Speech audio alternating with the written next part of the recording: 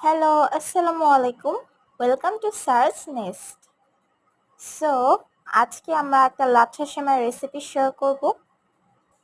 তো সবার প্রথমে আমরা চুলাটা অন করে নিব। অন করে আমরা এখানে দুধ বসিয়ে দিয়েছি। দুধটাকে জাল করব ভালো মতন। এখানে আমরা গরুর দুধ নিয়েছি এবং সাথে কিছু পাউডার মিল্কও ইউজ করেছি। এখন আমরা দুধটা বলক আসা পর্যন্ত অপেক্ষা করব এবং দুধটাকে একটু নেড়ে চেড়ে দিব। দুধটাকে নাড়াচাড়া করা হলে এখানে আমরা দিয়ে দেব হচ্ছে একটা এলাচ।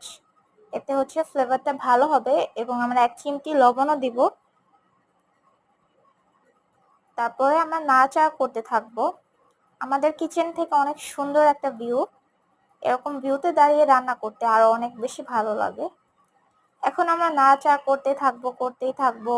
নাড়াচাড়া করবো যতক্ষণ না বলক আসে। যখন বলক আসবে, দুধটা একটু ঘন হবে, তখন আমরা হচ্ছে সেমাইটা দিতে পারবো। এখন আমরা একটু দিয়ে দিচ্ছি হলো 2 চামচ গুঁড়া দুধ।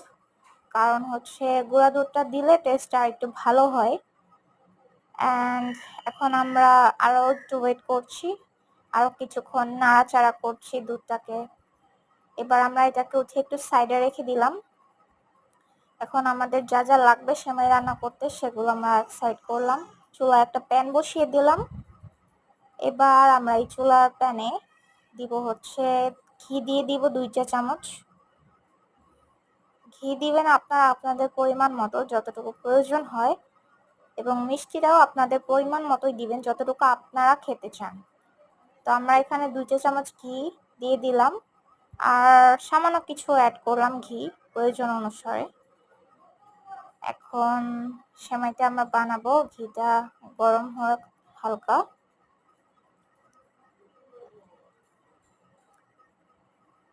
এখন আমরা এই ঘিয়ের মধ্যে দিয়ে দিচ্ছি লাচ্ছা সেমাইগুলো। আমরা প্যাকেটেই একটু ভেঙে নিয়েছিলাম। এখন আমরা হচ্ছে সেটা দিয়ে দিব। লাচ্ছা সেমাইটা দিয়ে একটু ভেজে নিব হালকা করে। আর হচ্ছে এই লাচ্ছা সেমাইয়ের উপরে আমরা একটু গুঁড়া দুধ দিয়ে দিব।